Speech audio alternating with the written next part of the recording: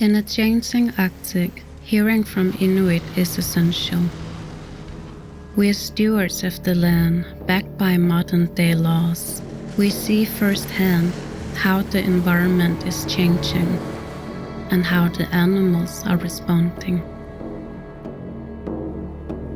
This is a series of videos about the people who have coexisted with polar bears for thousands of years, showcasing our regional differences and unique perspectives. This is Nanuk Narratives.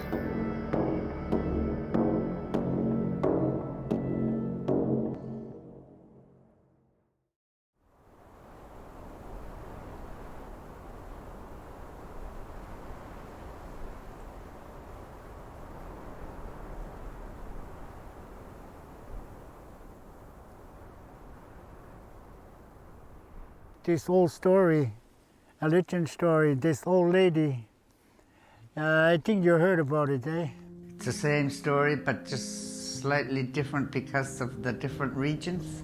In the olden days, when elderly couldn't be of use anymore, they would be left behind by their family.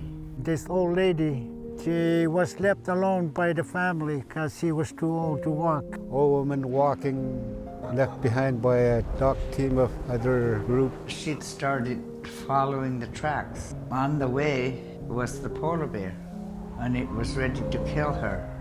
And when he tried to attack the woman, growled, and while he was growling, the elderly lady had a cane, so she put a stick.